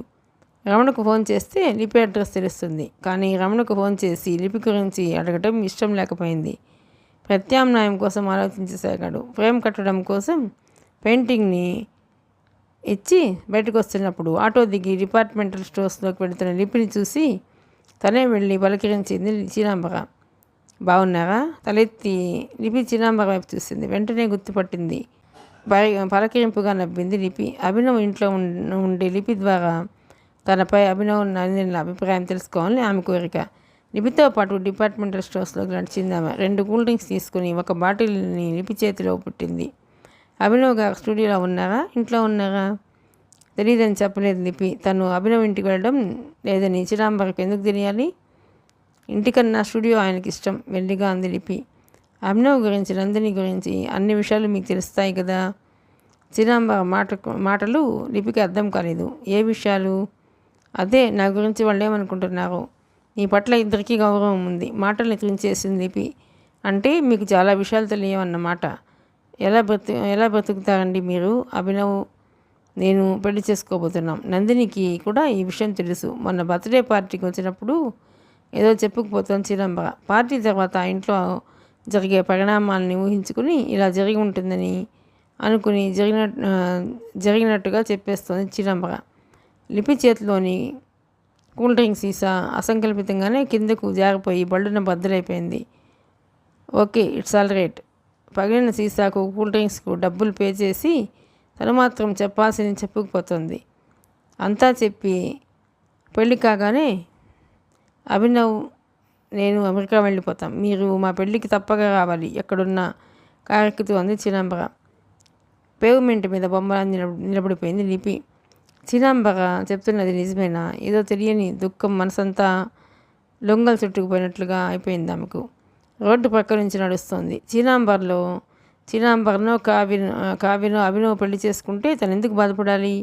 ఎందుకంటే తను అభినవ్ని గాఢంగా ప్రేమిస్తుంది కనుక. కానీ అతనికే తన మీద విశ్వాసం లేదు. ఎందుకలా జరిగింది? అదే రోజు సాయంత్రం చీనాంబర ఉండే హోటల్ రూమ్కి వెళ్ళాడు అభినవ్. ఫ్రేమ్ కట్టబడిన పెయింటింగ్లో మనోహరంగా ఉంది. మీ పెయింటింగ్ ఎల్లుండికల్లా రాయల్ ఆర్ట్ అకాడమీ వారికి చేరిపోతుంది చెప్పింది చీనాంబర. మనకు రిజల్ట్ ఎప్పుడు తెలుస్తాయి? ఆతృతగా అడిగాడు అతను. అందరికంటే ముందు మనకే తెలుస్తాయి నవ్వుతూ అందామె. ఆ రోజు రాత్రే న్యూయార్క్ వెళుతున్న ఓ ఫ్రెండ్ చేత ఆ పెయింటింగ్ని పంపించింది చీనాంబర. రాత్రి 11 గంటల ప్రాంతాలలో డిన్నర్ చేస్తున్నప్పుడు అడిగిందామె అతన్ని. నా మీద మీ అభిప్రాయం ఏమిటి? మీలాంటి సహృదయులు, కళాభిమానులు ఈ దేశంలో ఉన్నంతకాలం భారతీయ కళ 10 కాలాల పాటు నిలబడుతుంది. నేను బోధనలు, సూక్తుల గురించి కాదు మాట్లాడేది. సీరియస్గా చెప్తున్నాను. I love you. అంతకంటే ఎక్కువ చెప్పలేకపోయిందామె. అది నిజంగా ఆమె మనసులోంచి వచ్చిన మాట. అది వింటూనే దిగ్భ్రాంతికి గురయ్యాడు అభినవ్. రాత్రి 12 గంటల సమయంలో ఆటో దిగి స్టూడియోకి వెళ్ళాడు అభినవ్. సోఫా మీద కూర్చునిపోయాడు. నిజంగా జీవితంలో అభినవ్ని ప్రేమిస్తున్నానని చెప్పిన మొట్టమొదటి వ్యక్తి చీనాంబర. అతని మనసెందుకు కల్లోల సాగరంలో అయిపోయింది. చెల్లెలు ప్రపోజ్ చేసిన కావ్య తన మనసులోని మాట చెప్పిన చీనాంబర. అతను రాత్రి నిద్రపోలేదు. ఇలా అతనికి నిద్ర పట్టకుండా చేసింది లిపి తాలూకు ఆలోచనలే. మధ్యాహ్నం సరిగ్గా 2 గంటలు. సిట్ ఆఫీస్ కాంపౌండ్లో కారు ఆపింది కావ్య. విశాలమైన భవనం, విశాలమైన పోర్టికో, సెక్యూరిటీ సిబ్బంది. ఆ రోజెందుకో ఒకంత పలచగా ఉంది. కారు దిగి అటు ఇటు చూసింది కావ్య. తలెత్తి సెకండ్ ఫ్లోర్ వైపు చూసింది. సెకండ్ ఫ్లోర్లో ఎక్కువ మంది గార్డ్స్ తిరగాడడం లేదు. పార్కింగ్ ప్లేస్లో హరిహరన్ కారు ఉండే ప్లేస్ వైపు చూసింది. అక్కడ హరిహరన్ కారు లేకపోవడంతో సంతృప్తిగా ముందుకు నడిచింది. లిఫ్ట్ ఎక్కి సెకండ్ ఫ్లోర్లోకి వెళ్ళింది. కొన్ని సెకండ్లలో ఒకరిద్దరు పని చేసుకుంటున్నారు తప్ప ఎవరూ ఆమెను ప్రత్యేకంగా గమనించలేదు. డైరెక్ట్గా హరిహరన్ ఛాంబర్ దగ్గరికి వెళ్ళి అటు ఇటు చూసింది ఆమె. కొంచెం దూరంలోనే హరిహరన్ పిఏ, టైపిస్టుల ఛాంబర్స్ ఉన్నాయి. ఆ సమయంలో వాళ్ళు అక్కడ లేకపోవడంతో ధైర్యంగా ఛాంబర్ డోర్ తెరుచుకొని లోనికి వెళ్ళింది. లోనికి వెళ్ళిన కావ్య ఏమాత్రం టైం వేస్ట్ చేయలేదు. హరిహరన్ కూర్చుండే సీటు వెనుకున్న ఐరన్ రాక్స్లో ఫైల్స్ నమ్మి వెతకడం మొదలెట్టింది. అక్కడికి రావడానికి ముందు కృష్ణస్వామికి ఫోన్ చేసి తను హరిహరన్ ఆఫీస్కి వెళ్తున్నట్లుగా చెప్పింది కావ్య. అప్పుడు చెప్పాడు కృష్ణస్వామి ఆ ఫైల్ కోడ్ ఏంటో. గబగబా వెతుకుతోంది. 10 నిమిషాలు గడిచాయి. కావ్య కళ్ళు మెరిశాయి. లేత పసుపు రంగులో కాలికో బైండు, ఫైల్ పైన రెడ్ స్కెచ్ పెన్తో రాసిన అక్షరాలు. పిఆర్ఐ. అసలు పిఆర్ఐ డెఫినేషన్ తెలిస్తే కావ్య గుండె అక్కడే ఆగిపోయేది. ఆ ఫైల్ని 2గా మడతలు పెట్టి హ్యాండ్ బ్యాగ్లో పెట్టుకుని కర్చీఫ్తో నుదుట పెట్టిన చెమటను తుడుచుకొని గాఢంగా ఊపిరి పీల్చి నెమ్మదిగా డోర్ తెరిచి వరండా దగ్గరికి వచ్చింది. ఎక్కడా ఎవరూ లేరు. మొజాయిక్ ఫ్లోరింగ్ మీద ఆమె అడుగుల శబ్దం వింత ధ్వనిలా వినిపిస్తుంది. మరో 5 నిమిషాల తర్వాత పార్కింగ్ ప్లేస్లోని కారులోకి ఎక్కి కూర్చున్నాక కానీ ఆమె మనసు కుదుటపడలేదు. మరో 3 నిమిషాల తర్వాత పార్కింగ్ ప్లేస్లోని కారులోకి ఎక్కి కూర్చున్నాక కానీ ఆమె మనసు కుదుటపడలేదు. మరో 3 నిమిషాల తర్వాత ఆమె కారు సిటీ ఆఫీస్ మెయిన్ గేట్లోంచి రోడ్డు మీదకి వచ్చింది. 1/2 గంట గడిచింది. ఓల్డ్ ఎయిర్పోర్ట్ రోడ్లోని మహబూబ్ రెస్టారెంట్కి కొంచెం దూరంలో కారు ఆపింది కావ్య. సరిగ్గా 20 సెకండ్ల తర్వాత రోడ్డుకి రెండో వైపున ఆగిన కారులోంచి కృష్ణస్వామి దిగి కావ్య దగ్గరికి వచ్చాడు. గుడ్, నాకు తెలుసు సక్సెస్ఫుల్గా నువ్వు ఈ పని చేయగలవని ఆమె ముఖంలోని ముఖ కవళికల్ని గమనిస్తూ అన్నాడు కృష్ణస్వామి. అటు ఇటు భయంగా చూస్తూ హ్యాండ్ బ్యాగ్ ఓపెన్ చేసి ఆ ఫైల్ని తీసి కృష్ణస్వామి చేతిలో పెట్టింది కావ్య. కృష్ణస్వామి ఆ ఫైల్ వైపు ఒకసారి చూసి ఆ ఫైల్లోని పేజీలని తిరిగేశాడు. ఆ క్షణంలో అతనికి ఎంతో సంతృప్తిగా ఉంది. సంతృప్తి కాదు, అవధుల్లేని ఆనందం అది. దేనికోసం అన్నాళ్లుగా అక్కడున్నాడో ఆ లక్ష్యం నెరవేరిపోయింది. గుడ్ బేబీ, నువ్వు చేసిన హెల్ప్ని నేను మర్చిపోలేను. బ్యాంకులో చెక్ వేసావా? ఆ అకౌంట్లో 5 crores అమౌంట్ ఉంది. ఆ అమౌంట్ నువ్వు తీసుకోవచ్చు చెప్పాడు కృష్ణస్వామి. 5 crores. ఆ మాట వినగానే కావ్య శరీరంలోని నరాలన్నీ క్షణకాలం ఆనందోద్వేగంతో కంపించిపోయాయి. Okay, see you baby. కరచాలనం చేయడానికి చేతిని ముందుకు చాచాడు కృష్ణస్వామి. సరిగ్గా అదే సమయంలో మహబూబ్ రెస్టారెంట్కి గుడివైపు ఉన్న పాన్ షాప్లో సిగరెట్ తీసుకుని వెలిగించబోతున్న రమణ యథాలాపంగా తనకు కొంచెం దూరంలోనే ఉన్న కావ్య వైపు చూశాడు. కావ్య ఫైల్ తీసి ఒక వ్యక్తికి ఇవ్వడం, ఇద్దరూ మాట్లాడుకోవడం విచిత్రంగా అనిపించింది అతనికి. వేగంగా ముందుకొచ్చి హలో కావ్య గారు అని పలకరించాడు. అక్కడ అలా తన పేరు వినిపించేసరికి నెత్తి మీద బాంబు పడ్డట్టయింది ఆమెకు. తల తిప్పి చూసి షాక్ తిన్నది. ఎదురుగా రమణ నవ్వుతూ కనిపించాడు. అప్పటికి రమణ కృష్ణస్వామిని అతని చేతిలోని ఫైల్ని చూస్తూ కావ్య దగ్గరికి వచ్చి ఏంటి ఇంత దూరం వచ్చారు అని అడిగాడు. అతనికి ఏం జవాబు చెప్పాలో అర్థం కాలేదు ఆమెకి. అతని వైపు చూస్తూ నవ్వలేక నవ్వింది. తనని చూసి కావ్య ఏదో ఇబ్బంది పడుతోందని గమనించి అతను వెంటనే సీయు కావ్య గారు, ఎయిర్పోర్ట్కి వెళ్ళాలి. కృష్ణస్వామి ముఖంలోకి పరీక్షగా చూస్తూ స్కూటర్ వైపు నడిచాడు. స్కూటర్ మీద వెళ్ళిపోతున్న అతని వైపు భయంగా చూసింది ఆమె. హూ ఈజ్ హీ అడిగాడు కృష్ణస్వామి. రమణ అని విజయ హాస్పిటల్లో డాక్టర్. నీకు బాగా తెలిసినవాడా? కొంచెం పరిచయమే. కృష్ణస్వామి మనసులో రమణ ముఖం ముద్రపడిపోయింది. సీయు సార్, ఫోన్ చేస్తాను. ఎవరో తరంకొస్తున్నట్లుగా కారు వైపు అడుగులు వేసింది ఆమె. డోర్ తెరిచి స్టీరింగ్ ముందు కూర్చొని కారు స్టార్ట్ చేసింది. మరికొంతసేపటికి రోడ్డును క్రాస్ చేసిన తన కారు దగ్గరికి వెళ్ళాడు కృష్ణస్వామి. అతనికి ఇప్పుడు సీరియస్గా ఆలోచిస్తున్నది కుడివైపు వెళుతున్న కావ్య గురించి కాదు, ఎడమవైపు వెళుతున్న రమణ గురించి. తను అతి త్వరలో ఈ రాష్ట్రం కాదు, ఈ దేశం విడిచి జాఫ్నా వెళ్ళిపోతాడు. ఈ లోపల తన ప్లాన్ ఫెయిల్ కాకూడదు. కావ్య తనకు ఫైల్ ఇవ్వడం అతను చూశాడు. కావ్య వేరే వ్యక్తికి ఒక ఫైల్ ఇచ్చిందని అతని ద్వారా మరొక వ్యక్తికి తెలియకూడదు. అందుకేం చేయాలో నిర్ణయించుకున్నాడు కృష్ణస్వామి ఉరఫ్ పుష్పరాజ్. అసూయ ప్రజ్వరిల్లినా అనుబంధాలు మాసిపోవు. తన పట్ల తప్పిదం చేసిన ఆ క్షణంలో కోపం వచ్చినా, ఆ కోపం తగ్గడానికి కొన్ని రోజులు పట్టినా, ఆ రకంగా నందిని ప్రవర్తించడానికి గల కారణాలను మాత్రమే అన్వేషిస్తోంది లిపి. తను లేని లోటును ఆమె గుర్తించలేదా? సున్నిత హృదయుడైన అభినవ్ కూడా తనని మరచిపోయాడా? లేదు. అతని మనసు తనకు బాగా తెలుసు. అతని మనసులోనూ మంచితనంలోనూ కల్మషం లేదు. ఎక్కడో ఏదో కమ్యూనికేషన్ గ్యాప్. మిగతా వారిలాగా తను కూడా అల్పంగా ప్రవర్తించదలుచుకోలేదు లిపి. అందుకే మరోసారి అతడిని కలవడానికి స్టూడియోకి బయలుదేరింది. అభినవ్ ప్రవర్తనలోనూ మార్పు కనిపిస్తే అదే ఆఖరిసారని కూడా నిశ్చయం చేసుకుందామే. ఆ రోజు ఉదయం అభినవ్ స్టూడియోకి బయలుదేరే ముందు కావ్య వచ్చింది. నందిని, గుడ్ న్యూస్, 2-3 రోజుల్లో వీసా వచ్చేస్తుంది. ఇదిగో డబ్బు, నిన్ను అమెరికా పంపించడానికి ఏర్పాట్లు చేస్తున్నాను కదా అంటూ హ్యాండ్ బ్యాగ్లోంచి నోట్ల కట్టలు తీసి టేబుల్ మీద ఉంచింది ఆమె. దాదాపు 10 లక్షలు, అన్నీ 500 రూపాయల బండిల్స్. ఆ సమయంలో తన రూమ్లో డ్రెస్సింగ్ టేబుల్ ముందు తలదూవుకుంటున్న అభినవ్ ఆ డబ్బు కేసు చూసిన నందిని కళ్ళు ఆ డబ్బు కేసు చూసిన నందిని కళ్ళు చెదిరిపోయాయి. ఆ డబ్బును తీసుకెళ్ళి అతనికి చూపించింది పట్టలేని ఉద్వేగంతో. వెంటనే బయటకు వచ్చాడు అతను. అతనికి కూడా అది కలలా అనిపించింది. మీ రుణాన్ని ఎలా తీర్చుకోవాలో అర్థం కావడం లేదు అన్నాడు అతని కృతజ్ఞతతో కళ్ళు తడిదేరుతుండగా. పరాయి వ్యక్తితో మాట్లాడుతున్నట్టు ఏంటి? మీ అన్నయ్యకి అలాంటి మాటలు మానేయమని చెప్పు. ఊరకంట అతని వైపు చూస్తూ అందామె. అన్నయ్య? కావ్య ఏదో చెప్పబోయే నందిని నోటిని కావ్య గబుక్కున మూసేసింది. ఆ తర్వాత నందిని మాట మార్చేసి, అదేదో మీరిద్దరే మాట్లాడుకోండి, నేను ఎందుకు మధ్యన, ఎప్పటికైనా నేను దూరంగా వెళ్ళిపోవాల్సిన దాన్నేగా నవ్వుతూ అనేసి లోనికి వెళ్ళిపోయింది నందిని. అతను తలెత్తి కావ్య ముఖంలోకి చూశాడు. ఆమె మొట్టమొదటిసారిగా అతని ఎదుట సిగ్గుపడింది. కావ్య పిలిచాడతను. కళ్ళతోనే ప్రశ్నించింది ఆమె. అతనికి చెల్లి మాటలు, కావ్య మౌనం అన్నీ అర్థమవుతూనే ఉన్నాయి. అతనికి తన ఇష్టం పట్ల ఇప్పటికీ ఒక స్థిరమైన అభిప్రాయం ఏర్పడలేదు. కావ్య, ఆ కృష్ణస్వామి వర్క్ గురించి ఇంకా మీరేం మాట్లాడలేదు, ఏమైంది? సడన్గా అతను కృష్ణస్వామి ప్రసక్తి తెచ్చేసరికి ఉలిక్కిపడింది కావ్య. ఏదో చెప్తాడని ఆశపడిన కావ్యకు చిన్న నిరాశ ఎదురైంది. అంతలోనే తీరుకుని, మీ వర్క్ మీరు కంటిన్యూ చేయండి, అమెరికా నుంచి వచ్చాక మిగతా వర్క్ని పూర్తి చేయొచ్చు చెప్పింది ఆమె.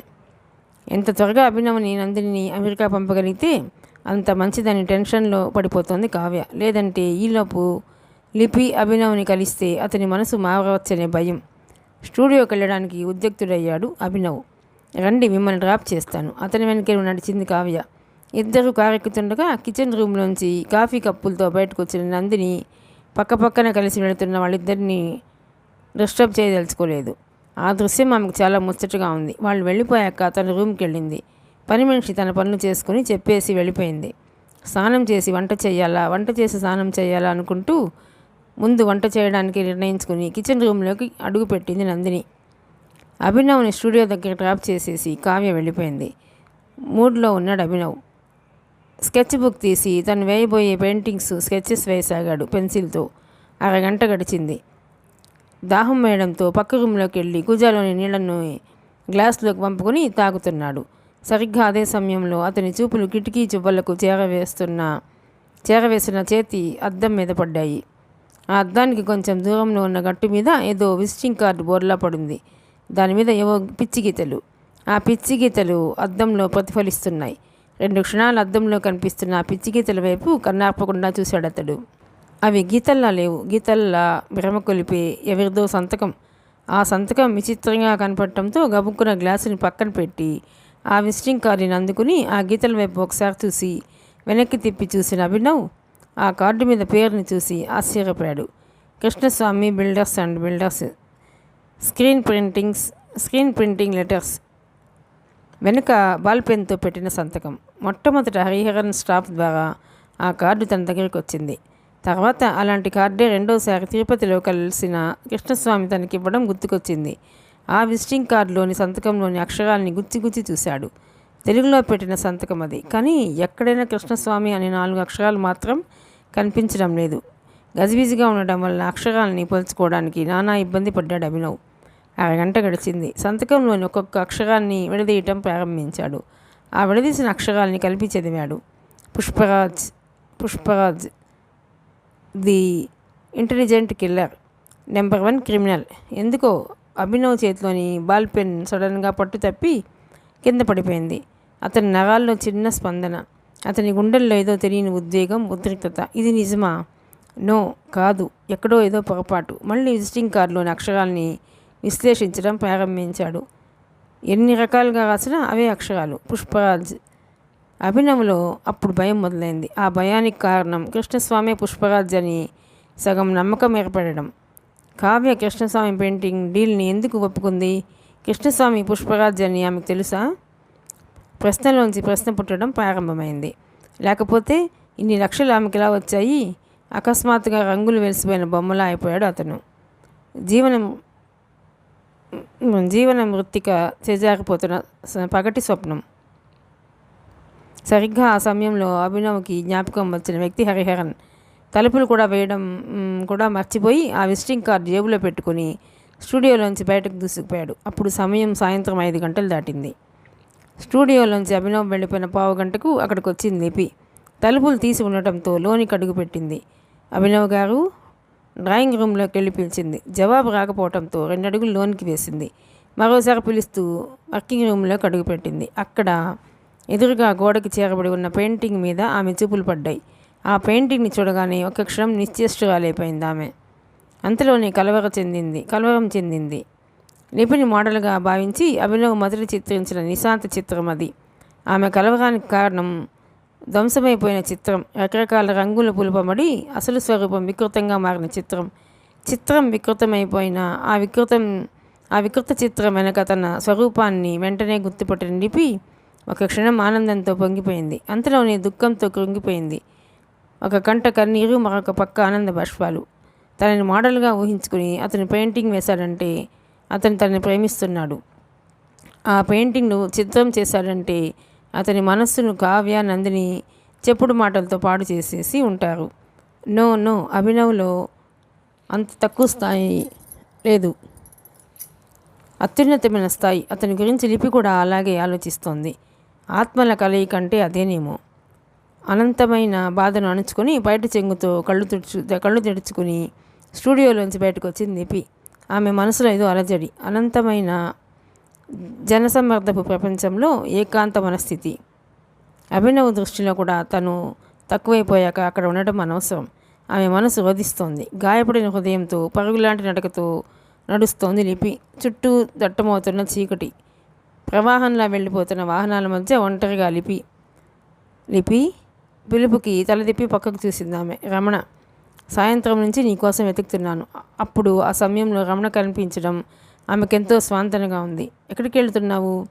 ఎక్కడికని చెప్తుంది.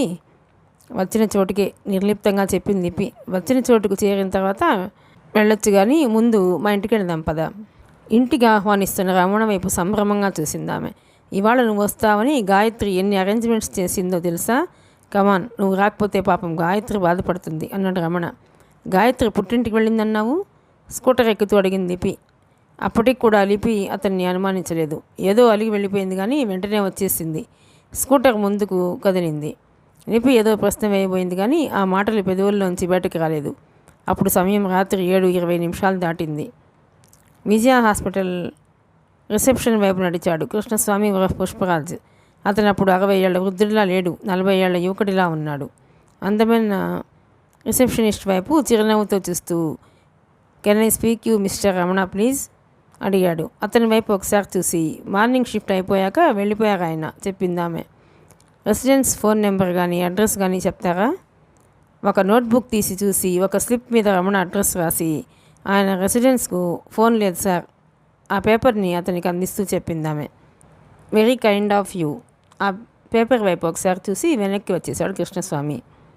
బయటకు వచ్చి కారు ఎక్కాడు.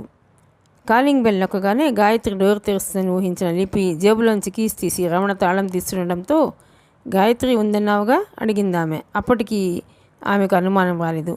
అసలే మనస్సు స్థిమితంగా లేదు కదా అని బయట తాళం వేసి హాస్పిటల్కి వెళుతుంటాను చెప్తూ లోనికి అడుగు వేశాడు అతను. డ్రాయింగ్ రూమ్లోనే సోఫా మీద కూర్చుంది లిపి. లోనికి వెళ్ళి 3 నిమిషాల తర్వాత లిపి లోనికి రా, పర్వాలేదు అన్నాడు అతను. లేచి నెమ్మదిగా బెడ్రూమ్లోకి అడుగుపెట్టింది లిపి. అక్కడ బాటిల్లోంచి డ్రింకును గ్లాసులోకి పోసుకుంటూ కనిపించిన రమణని చూసి ఆశ్చర్యపోయింది ఆమె. గాయత్రి, ఏది రమణ? ఇక నుంచి నువ్వే గాయత్రివి, పెద్దగా నవ్వాడతను ఉన్నట్టుండి. రమణ, ఏంటిది? కోపంగా అందామె. డోంట్ వెరీ లిపి, ఇది బెడ్రూమ్. ఇప్పటి వరకు ఎవరిదో, ఇక నుంచి నీతో నాది. గడగడా గ్లాస్లోని డ్రింకును తాగేస్తూ అన్నాడు రమణ. అది వింటూనే లిపి షాక్ తినేసింది. పళ్ళు రాలిపోతాయి. నువ్వేం మాట్లాడుతున్నావో తెలుసా? అసలు నీ నిజస్వరూపం మీద ఆగ్రహంతో వణికిపోతూ అంది లిపి. ఏం, విలన్లందరూ సినిమాల్లోలా వేరేమోరి వేషాలు వేస్తూ ఉంటారనుకున్నావా? నువ్వంటే నాకు చచ్చేంత ఇష్టం. అందుకే నీకు ఉద్యోగం ఇప్పించాను. నీకేం కావాలంటే అవి అరేంజ్ చేశాను. కుర్చీళ్ళు సైతం మీ ఇంటికి మోసాను. కుక్కలా నువ్వు చెప్పిన ప్రతి పని చేశాను. ఎందుకో తెలుసా? ఇందుకే. ముందుకొచ్చి ఆమె చేతిని పట్టుకోబోయాడు. రమణ, నేను నీకు ఫ్రెండ్ని. నా మనస్తత్వం నీకు తెలుసు. పిచ్చి లిపి, నీ మనస్తత్వం నాకు తెలుసు కాబట్టి నేను నారులోకి తెచ్చుకోవడానికి నేను చాలా అడ్డదారులు తొక్కాల్సి వచ్చింది. నువ్వు మరెవరి చేతుల్లోనూ పడకుండా ఎన్ని డ్రామాలు ఆడాల్సి వచ్చిందో తెలుసా? గ్లాస్ని పక్కకు విసిరేసి చేతిలోని బాటిల్ని ఎత్తి గడగడా తాగేసి పక్కన పెట్టి లిపి కళ్ళలోకి సూటిగా చూసి, నీకు దయలేదు లిపి, నీకోసం నేనేం చేశానో చెప్పమంటావా? నిన్ను పాపం మనసులోనే ఆరాధిస్తూ నిన్ను విస్మయపరచడానికి నీ బొమ్మను వేసుకున్న అభినవ్కి నీకు దూరం పెరగడానికి కారణం ఎవరనుకున్నావు? నేనంటే నేను కూడా కాదులే. ప్లాన్ పాపం కావ్యది. ఆపరేషన్ మనది. వికృతంగా నవ్వుతున్నాడు రమణ. కావ్య నీకు తెలుసా? ఆశ్చర్యంగా ప్రశ్నించింది లిపి. తెలుసా? తెలియక తప్పదు కదా. కావ్యకు అభినవ్ కావాలి, నాకు నువ్వు కావాలి. అందుకే ప్రేమగా వేసుకున్న ఆ పెయింటింగ్ మీద రంగు నీళ్లు జల్లి దాని రూపాన్ని మార్చేశాను. నీకు ఇష్టం లేకపోవడం వల్ల నువ్వే ఆ పెయింటింగ్ను రహస్యంగా వెళ్ళి చిత్రం చేశావని నందినితో చెప్పి నందిని తనకు అనుకూలంగా తిప్పుకుంది కావ్య.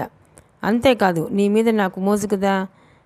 నీకు నాకు సంబంధం ఉందని, అతి త్వరలో మనం పెళ్లి చేసుకోబోతున్నామని నేను చెప్పగా కావ్య అది నిజమని చెప్పేసి తన పనిని తను చేసుకుపోయింది. ఎవరి స్వార్థం వారిది కదా అంటూ అతను లిపి జబ్బను పట్టుకుని ముందుకు లాగాడు.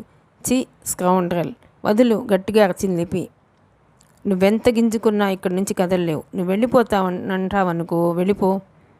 కానీ వెళ్లే ముందు నా కోరికను తీర్చి వెళ్ళిపో. ఆ తర్వాత నువ్వేమైనా నాకు అభ్యంతరం లేదు. చి, నువ్వు మనిషివా పశువువా? పశువునే, కోరిక నిండిన పశువుని అంటూ మీద పడ్డాడు అతను. ఆ ప్రమాదాన్ని ముందుగానే ఊహించిన లిపి వేగంగా వెనక్కి తిరిగి ఇంటి బయటకు పరిగెత్తసాగింది. సరిగ్గా అదే సమయంలో ఆమె పైటను అందుకున్నాడు అతను. ఆమెను వివస్త్రం చేయబోయాడు. లిపి అరుస్తోంది, గింజుకుంటోంది, ఏడుస్తోంది. ఈ చుట్టుపక్కల ఎవరూ లేరు బేబీ. ఆమె జాకెట్ మీద చేయి వేసి ముందుకు లాగబోతూ ఏదో శబ్దం వినిపించడంతో ద్వారబంధం వైపు చూసిన అతను అక్కడ నిలబడి ఉన్న కృష్ణస్వామి పుష్పరాజుని చూసి మొదట పోల్చుకోలేకపోయాడు. యవ్వనంలో ఉన్న కృష్ణస్వామిని చూడగానే క్రితం రోజు కావ్యతో మాట్లాడుతున్న 60 ఏళ్ల మనిషి అతనికి గుర్తుకొచ్చాడు. నెమ్మదిగా లిపి భుజం మీద అతని చేయి పక్కకి వెళ్ళిపోయింది. నిన్న కావ్యతో చూశాను కదా. అంటే నిన్న నువ్వు మారువేషంలో. అయ్యబాబోయ్, నువ్వు నాకన్నా డెడ్లీ ఇంటెలిజెంట్ ఫెలో అన్నమాట. అది ఊహించే నీ దగ్గరికి వచ్చానురా. ముందుకొస్తూ చటుక్కున్న ప్యాంటు జోబులోంచి రివాల్వర్ని తీశాడు పుష్పరాజ్. ఎవరు నువ్వు? లిపికేమవుతావు? భయంగా అడిగాడు రమణ వెనక్కి తగ్గుతూ. ఎవడైనా నన్ను ప్రశ్నలు వేస్తే నాకు పరమ చిరాకు. పాపం, ఏదో ప్రోగ్రాంలో ఉన్నట్టున్నావు అని లిపి వైపు తిరిగి, చూడమ్మా, మనం ఇంతకు పూర్వం ఒకసారి కలుసుకున్నాం కదూ అన్నాడు పుష్పరాజు తాపీగా. ఆ గొంతును చప్పున గుర్తుపట్టింది లిపి. ఆ రోజు మీరు ఏదో చెప్పబోయింది లిపి. చెప్పనివ్వలేదు పుష్పరాజ్. లాస్ట్ టైం కూడా నువ్వు ఇలాంటి ప్రాబ్లంలోనే ఇరుక్కున్నావు. ఇప్పుడు కూడా అలాంటిదే కదూ. అందుకే నేను ఆనాడే చెప్పాను, జీవితంలో ధైర్యం చాలా ముఖ్యమని. సరిగ్గా అదే అదునుగా చూసుకుని రమణ ఒక్క ఉదుటను వెనక్కి అడిగేసి కిచెన్ రూమ్ తలుపు తీసుకుని బయటకు పోసాగాడు. క్షణాల్లో తీరుకుని అనుసరించాడు పుష్పరాజ్. రోడ్డు మీద శక్తినంతా కూడా తీసుకుని పరిగెడుతున్నాడు రమణ. అలా పిచ్చిగా అతని వెనక పరిగెత్తటం వృధా అనుకుని వేగంగా కారు వైపు నడిచాడు. వెనుక కారులో ఫాలో అవుతూ పుష్పరాజ్ బ్యాక్ సీట్లో లిపి. అతన్ని మీరు చంపాలా? తప్పదా? అడిగింది లిపి. పుష్పరాజ్ మాట్లాడలేదు. 4 రోడ్ల జంక్షన్లో ఎడమవైపుకు తిరిగి చీకట్లో పరిగెడుతున్నాడు రమణ. Help, help, help. కారుని రోడ్డు పక్కన ఆపేసి పరిగెడుతున్నాడు పుష్పరాజ్. ఆ వెనక లిపి, వద్దు, చంపొద్దు ప్లీజ్. పుష్పరాజ్ని పక్కకు నెట్టేస్తూ రమణ వైపు పరిగెత్తింది. సరిగ్గా అదే సమయంలో పుష్పరాజ్ చేతిలోని రివాల్వర్ పేలింది. వరుసగా బుల్లెట్స్ దూసుకొచ్చాయి. సరిగ్గా అదే సమయంలో రమణకు అడ్డంగా వెళ్ళిన లిపి కెవ్వుమని అరచి కింద పడిపోయింది. వెనక్కి ఒకసారి చూసి రమణ మరింత ప్రాణభయంతో పరిగెట్టసాగాడు. పుష్పరాజు ముందుకు పరిగెత్తలేదు. కింద పడిన లిపి దగ్గర ఆగిపోయాడు. వెంటనే ఆమెను 2 చేతులతో ఎత్తుకుని కారులో వేసుకుని హాస్పిటల్కు సాగిపోయాడు వేగంగా. అంతకుముందు 2 గంటల క్రితం హుషారుగా లోనికి వచ్చాడు తుషార్. అభినవ్ని నందిని పిలుస్తూ లోనకి వెళ్ళిపోయి కిచెన్ రూమ్లో కింద పడిపోయిన నందిని చూసి వెంటనే ఆటో తీసుకొచ్చి హాస్పిటల్కి తీసుకెళ్లాడు. అక్కడ ఆమెను డాక్టర్ కుమరన్కి అప్పగించి అభినవ్ కోసం వెతకడం ప్రారంభించాడు. అన్ని చోట్లకు తిరిగి చివరి ఆశగా సిటీ ఆఫీస్కి వెళ్ళాడు. అక్కడే ఉన్నాడు అభినవ్ హరిహరన్ కోసం ఎదురు చూస్తూ. ఏమిటిలా వచ్చావు అడిగాడు అభినవ్. నందినికి సీరియస్ అయితే హాస్పిటల్కి తీసుకెళ్ళి డాక్టర్ కుమరన్కి ఆమెను అప్పగించి మీకోసం వచ్చాను. ఎనీథింగ్ సీరియస్ కంగారు పడుతూ అడిగాడు అభినవ్. Nothing to worry. అయినా నందిని కన్నతల్లిలా చూసుకొని లిపిని ఎందుకు మాన్పించారు అడిగాడు తుషార్. జరిగిందంతా చెప్పాడు అభినవ్. చెప్పి అంత జరిగినా లిపి సారీ చెప్పి ఉంటే క్షమించేవాడిని. కానీ ఆమె సారీ చెప్పలేదు అన్నాడు అతను ఒకంత కోపంగా. తుషార్కి ఎందుకు అనుమానం వచ్చింది. ఏ రోజు జరిగింది ఆ సంఘటన అడిగాడు. మొన్న ఆగస్టు 15 చెప్పాడు అభినవ్. అయితే ఇప్పుడు సారీ చెప్పవలసింది లిపి కాదు, మీరే ఆమెకి సారీ చెప్పాలి అన్నాడు అతను సీరియస్గా. నేనా ఆశ్చర్యపోతూ అన్నాడు అభినవ్. ఎస్ మీరే. ఎందుకంటే ఆ రోజు నేను బాల్కనీలోనే కూర్చున్నాను నందినితో మాట్లాడదామని. నేను కిందకి రాబోతుండగా కావ్య వచ్చింది. దాంతో నేను పైన ఆగిపోయాను. కావ్య ఎప్పుడు వెళ్ళిపోతుందా అని ఎదురు చూస్తుండగా లిపి వచ్చింది. మరో 5 నిమిషాలకి రమణ వచ్చాడు. ఆ తర్వాత 5 నిమిషాలకు రమణ లిపిని తీసుకుని హడావుడిగా వెళ్ళిపోయాడు. వాళ్ళు వెళ్ళిపోయిన 2 నిమిషాలకి కావ్య కూడా వెళ్ళిపోయింది. నేను అది కళ్ళారా చూశాను. ఆ రోజు కావ్య మీ ఇంటికి రాలేదనటం పచ్చి అబద్ధం. ఇందులో ఏదో మోసం ఉంది. లిపి అలా బాధ్యతారహిత్యంగా నందిని ఒంటరిగా వదిలి వెళ్ళే మానవత్వం లేని మనిషి కాదు. ఒకంత ఆగ్రహాన్ని వ్యక్తం చేస్తున్నాడు తుషార్. అప్పటికి షాక్ తిన్నాడు అభినవ్. మరి నందిని కావ్య అలా చెప్పారే. షాక్ నుంచి తేరుకుంటున్నాడు అభినవ్. ఇదంతా కావ్య ఆడిన నాటకం అయి ఉంటుంది. ఎందుకంటే ఎలాగైనా మిమ్మల్ని చేసుకుని మీ ద్వారా పేరు డబ్బు సంపాదించాలనే ఆశతో కావ్య ఉన్నట్లు నేను ఇదివరకే గ్రహించినా మీ విషయంలో తలదూర్చడం సంస్కారం కాదని మీకు చెప్పలేకపోయాను. ఇక నందిని విషయం అంటే ఏముంది, చిన్నపిల్లతో సమానం. ఆమెకేదో కావ్య బాగా ఆశపెట్టి ఉంటుంది. అమెరికా పంపిస్తానని, ట్రీట్మెంట్ ఇప్పిస్తానని. దాంతో నందిని తన స్వార్థం కోసం అబద్ధం చెప్పి ఉండవచ్చు. కావ్య అలా తనకి మంచి భవిష్యత్తు చూపిస్తానని చెప్పిందని నాకు నందిని ఒకసారి మాటల సందర్భంలో చెప్పింది. కనుక ఇదంతా కావ్య నాటకమే అయి ఉంటుంది. నాకు మరో విషయం కూడా తెలుసు. ఆ రమణకు ఆల్రెడీ పెళ్ళయింది. అతనికి తాగుడు, ఉమనైజింగ్ లాంటి వ్యసనాలు చాలా ఉన్నాయి. అతని దృష్టి లిపి మీద పడినట్లుగా విన్నాను. లిపిని మీకు దూరం చేస్తే తనకి దగ్గరవుతుందని ఆశపడి ఉంటాడు అతను కావ్య కలిసి ఆ నాటకం ఆడి ఉండాలి. తన భార్యకు ప్రాణం మీదకొచ్చినట్లు రమణ హడావుడిగా వచ్చి ఉంటాడు. దాని లిపి నమ్మి ఉంటుంది. నువ్వు అతనితో వెళ్ళి అతని భార్యని కాపాడు, నందినికి నేను తోడుంటానని కావ్యని లిపిని పంపి ఆ వెంటనే తను వెళ్ళిపోయి ఉంటుంది. మీ పెయింటింగ్ని కూడా ఆ కావ్య కానీ రమణ కానీ పాడు చేసి లిపి మీదకు నెట్టి ఉంటారు. మిమ్మల్ని ఎంతగానో ప్రేమిస్తున్న ఆరాధిస్తున్న లిపి తన చిత్రాన్ని తనే ఎలా పాడు చేసుకోగలుగుతుంది? నా మాటలు విని నందిని కావ్యని నిలదీయండి. మీకు అన్ని విషయాలు తెలిసిపోతాయి. ఈలోపు ఆ రమణగాడి సంగతి నేను చూసుకుంటాను అన్నాడు తుషార్ ఎంతో ఆగ్రహావేశాలతో. అప్పటికే పాతాళానికి కూరుకుపోయాడు అభినవ్ తను చేసిన తప్పు తెలుసుకొని. Yes Mister Tushar, you are right. అందుకే నందినికి ఆశ పెట్టింది. అమెరికా పంపించి ట్రీట్మెంట్ ఇప్పిస్తానని మాటిచ్చి ఉంటుందామె. ఆ విధంగా అభినవ్ని సొంతం చేసుకోవచ్చని ఎత్తివేసి ఉంటుందామె. ఆ విధంగా అభినవ్ని అందుకే ఆ డబ్బు కోసం కావ్య పుష్పరాజ్తో చేతులు కలిపింది అన్నాడు హరిహరన్ గంభీరంగా. అభినవ్, తుషార్ ఇద్దరు ఉలిక్కిపడి వెంద్రికి చూశారు. అక్కడ హరిహరన్ నిలబడి ఉన్నాడు. అతను ఎప్పుడో వచ్చి వాళ్ళిద్దరి మధ్య జరిగిన సంభాషణ విని ఉంటాడని వాళ్ళు గ్రహించేశారు. హరిహరన్ చెప్పిన మాటలు వింటున్నప్పుడే అభినవ్, తుషార్లు నిర్ఘాంతపోయారు. కావ్య ది గ్రేట్ వెపన్ పుష్పరాజ్తో చేతులు కలిపిందా? ఎలా? ఎందుకు? పిచ్చి పిల్ల కావ్య అభినవ్ని సొంతం చేసుకోవాలని పిచ్చిలో పడి పుష్పరాజ్ మీద నేను ఎంతో శ్రమించి బిల్డర్ చేసిన కేసు తాలూకు ఫైల్ని తస్కరించింది. తన మీద బిల్డర్ చేసిన ఫైల్ కోసం పుష్పరాజ్ ఎవరినో ఉపయోగిస్తాడని నాకు ఎప్పటి నుంచో అనుమానం ఉంది. అందుకే నా రూమ్ దగ్గర అంతగా సెక్యూరిటీ స్టాఫ్ లేకుండా నేను జాగ్రత్త తీసుకున్నాను. కావ్య నా గదికి రావటం, హడావిడిగా వెళ్ళటం, దాన్ని రోడ్డు మీద రెడీగా ఉన్న పుష్పరాజ్కి అందించటం కూడా మఫ్టీలో ఉన్న మా ఆఫీసర్స్ చూశారు. ఫోటోలు కూడా తీశారు. కావ్య ఇదంతా కేవలం డబ్బు కోసమే చేసి ఉంటుంది. కమాన్ మూవ్ అన్నాడు హరిహరన్ వేగంగా ముందుకు కదులుతూ. ఆ షాక్ నుంచి తీరుకోకుండానే అభినవ్, తుషార్ అతని వెనుక బయలుదేరారు. రాత్రి 12 గంటల సమయం. అభినవ్తో చక్కని కలల్లో తెలిపోతున్న కావ్య తలుపు చప్పుడు వినపడటంతో కంగారుగా లేచి తలుపు తీసింది. ఎదురుగా హరిహరన్, ఆ వెనుక తుషార్. ఆ వెనుక కనిపించిన వ్యక్తిని చూసి నిలువున పాతాళంలోకి కూరుకుపోతున్నట్లుగా అనిపించింది ఆమెకు. ఆ వ్యక్తి అభినవ్. హరిహరన్ జీపులో చాలా ప్రశ్నలు అడిగాడు కావ్యను. అన్నిటికీ ఆమె ఒకే ఒక జవాబు చెప్పింది. నాకు అతను పుష్పరాజ్ అని తెలియదు. తన కళలు కళ్ళ ముందే నిలువునా కుప్పకూలిపోవడంతో వెక్కి వెక్కి ఏడ్చింది ఆమె. పుష్పరాజ్ యాక్టివిటీస్తో సంబంధం ఉందనే అనుమానం మీద కావ్యను అరెస్ట్ చేశాడు హరిహరన్. సెల్లోకి వెళ్లే ముందు తన ఎదురుగా ఉన్న అభినవ్ దగ్గరికి వెళ్ళి అతని కళ్ళల్లోకి చూస్తూ, నేను తప్పు చేశానని మీరు అనుకుంటున్నారా అడిగింది ఆమె. అతను మౌనంగా ఉండిపోయాడు. నేను మీకోసమే చాలా తప్పులు తెలిసి చేశాను ముందుకెడుతూ అందామె బాధ తప్త హృదయంతో. ఆ ఒక్క మాటతో బాధగా కళ్ళు మూసుకున్నాడు అతను. 4 గంటల్లోపే తుషార్ నగరమంతా తన మిత్రబృందం ద్వారా గాలించి రమణను పట్టుకున్నాడు.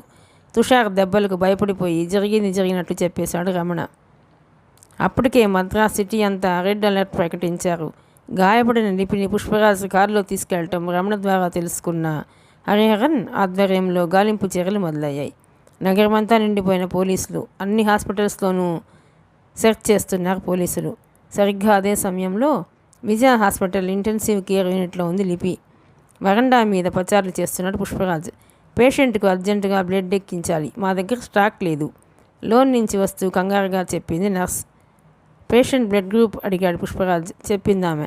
నా బ్లడ్ గ్రూప్ కూడా అదే. నా బ్లడ్ను ఆమెకి ఇవ్వడానికి నాకు అభ్యంతరం లేదు చెప్పి ఆమె వెనకే నడిచాడు Pushparaj.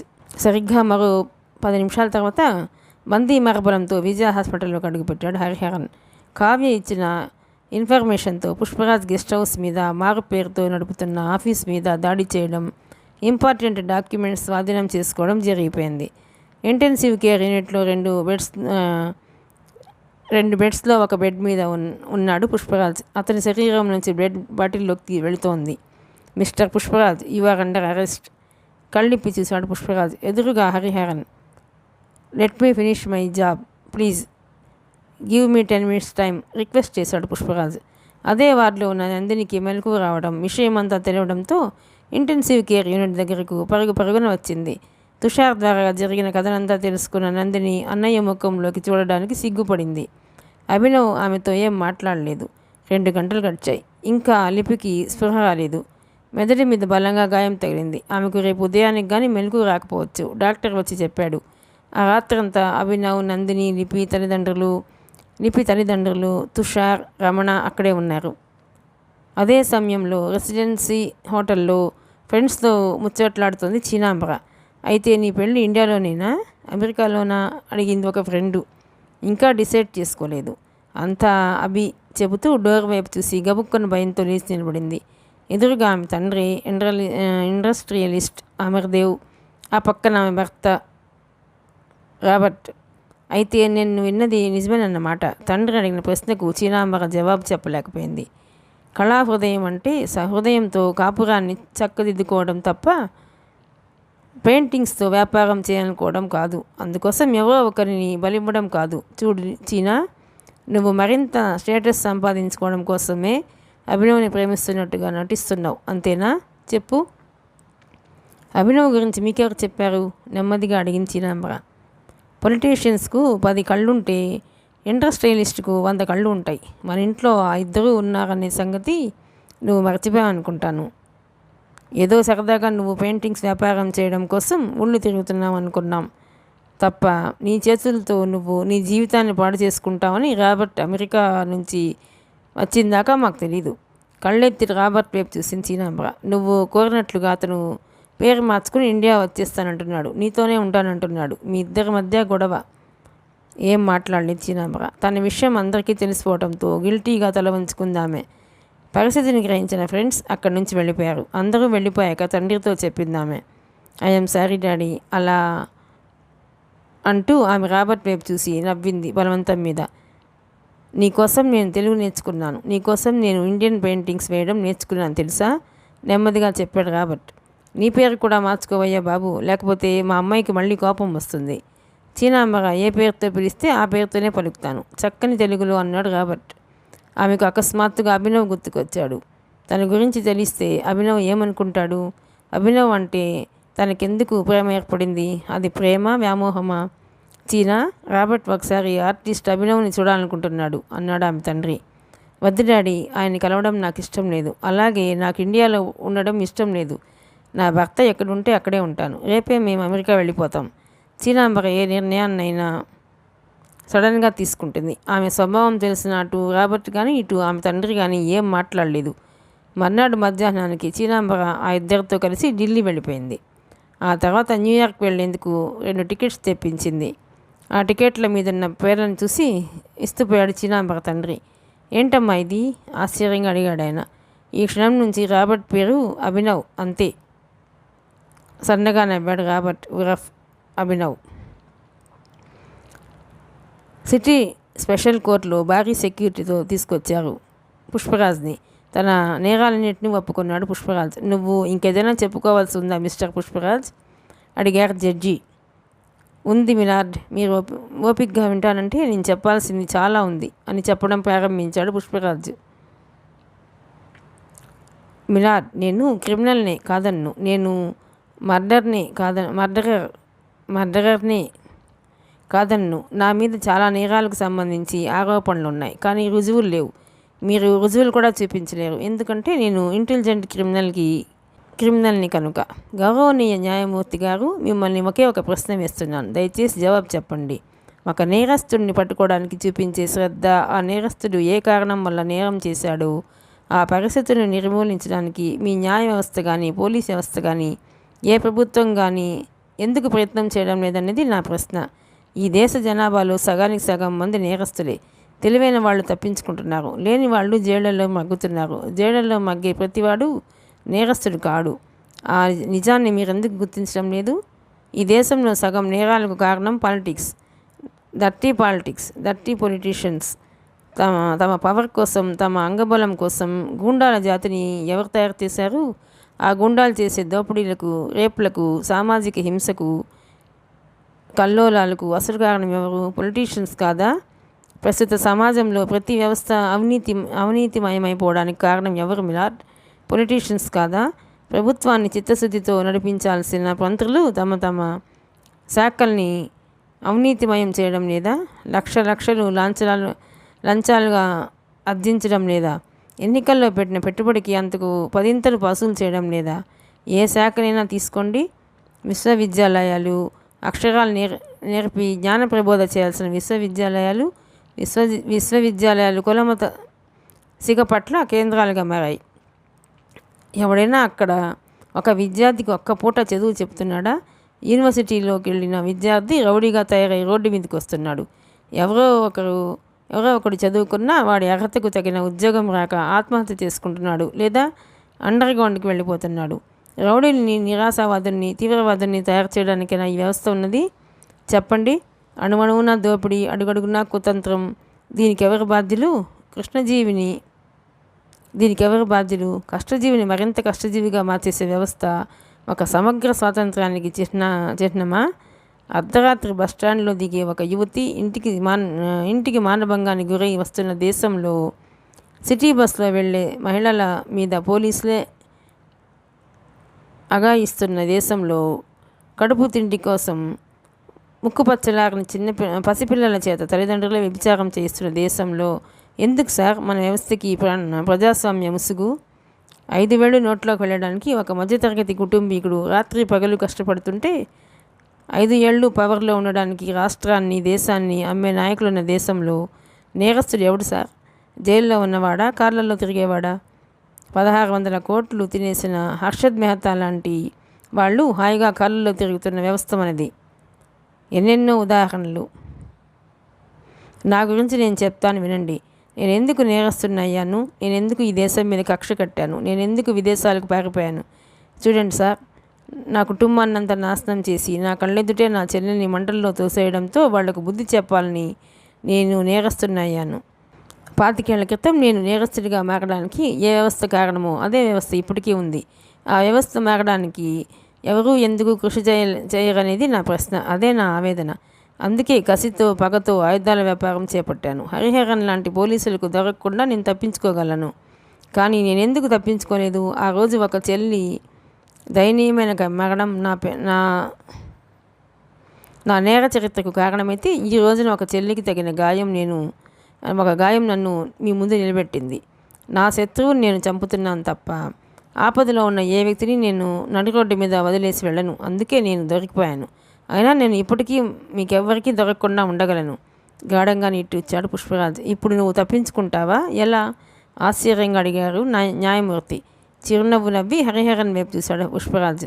My dear sincere dedicated powerful officer mister Hariharan, నేను మిమ్మల్ని రిక్వెస్ట్ చేసేది ఒకటే. నేరస్తుడు ఎందుకు నేరం చేశాడో ఆలోచించండి. నేర వ్యవస్థను మార్చడానికి కృషి చేయండి. అందుకు అడ్డం వచ్చే ఏ శక్తినైనా ఎదిరించండి. ఈ దుర్మార్గమైన రాజకీయ వ్యవస్థ మీద దానిరెత్తండి. నా మనవి ఇదే అంటూ న్యాయమూర్తి వైపు చూశాడు పుష్పరాజ్. మిలాడ్, నేను ఎలా తప్పించుకుంటానని మీరు అడిగారు కదూ, మీ కళ్ళెదుటే మీరు చూడండి అంటూ కళ్ళద్దాన్ని తీసి చటుక్కున ఒక అద్దాన్ని పిడికిట్లో గట్టిగా బిగించాడు.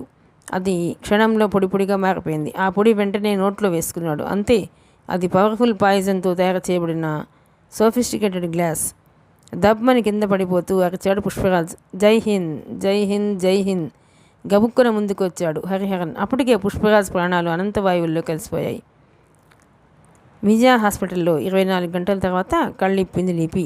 ఎదురుగా అభినవ్, ఆ పక్కన నందిని, రమణ, తుషార్, డాక్టర్ కుమరన్, అమ్మ, నాన్న, తమ్ముడు భాస్కర్. రమణ ఆమె కాళ్ళు పట్టుకున్నాడు క్షమించమన్నట్లుగా. అభినవ్ వైపు కళ్ళార్పకుండా చూస్తోంది లిపి. నందిని ముందుకు నడిచి వంకొని ఆమె చెవిలో సారీ వదిన, క్షమిస్తావు కదూ అంది. లిపికంతా కళ్ళలోలాగా కొత్త జన్మలాగా ఉంది. మరో 10 రోజుల తర్వాత రంగ వైభవంగా లిపి అభినవ్ వివాహం జరిగింది. ఆ వివాహానికి న్యూయార్క్ నుంచి అభినందనల్ని పంపింది చీనాంబర. అప్పుడు కానీ ఆమె న్యూయార్క్ వెళ్ళిపోయిందని తెలియలేదు. ఆ అభినందనల్లో కంగ్రాచులేషన్స్ మై డియర్ ఫ్రెండ్స్, నేను ఎక్కడున్నా మిమ్మల్ని మర్చిపోను అన్నదానికే ఈ అభినందనలు. నాకు ఇన్విటేషన్ పంపలేదు కదూ, పోనీలేండి. కానీ నాదొక రిక్వెస్ట్, మీ హనీమూన్ న్యూయార్క్లో జరగాలని నా కోరిక. మీకోసం అన్ని ఏర్పాట్లు నేను చేస్తున్నాను. అలాగే నందిని కూడా మీతో తీసుకురండి. ఆపరేషన్ ఇక్కడే చేయిద్దాం. మీ ఫోన్ కోసం వేయి తడికళ్ళతో ఎదురు చూస్తూ మీ చీనాంబర మరియు న్యూయార్క్ అభినవ్. ఆ లెటర్ని 2 సార్లు చదివాడు అతను. న్యూయార్క్ అభినవ్ ఎవరు అడిగింది లిపి. వెళ్ళినప్పుడు తెలుస్తుంది అన్నాడు అతను. ఆ తర్వాత ఇద్దరు సిట్ జైలుకి వెళ్ళారు. మీకు తెలీదా? కావ్యను రిలీజ్ చేసేసాం. 2 గంటల క్రితమే వెళ్ళిపోయింది చెప్పాడు హరిహరన్. వెంటనే ఆమె కోసం అభినవ్ లిపి వెతికారు. ఆమె ఎక్కడా కనిపించలేదు. ఆఫీస్ జాబ్కి రిజైన్ చేసి ఫ్లాట్ ఖాళీ చేసేసి వెళ్ళిపోయింది అని తెలియడంతో లిపి చాలా బాధపడింది. ఎప్పుడైనా ఎక్కడైనా కావ్య కనిపిస్తుందేమోనని లిపి ఆశ. చీనాంబర కోరినట్లుగా లిపి అభినవ్ న్యూయార్క్ వెళ్ళారు నందిని తీసుకొని. హనీమూన్ హాయిగా జరిగింది. ఆ తర్వాత నందినికి ఆపరేషన్ జరిగింది. 2 నెలల తర్వాత స్వదేశానికి తిరిగి వచ్చారు అందరూ. బొంబాయి ఎయిర్పోర్ట్లో దిగటంతోనే అభినవ్కి న్యూయార్క్లో చీనాంబర నుంచి మెసేజ్ వచ్చింది.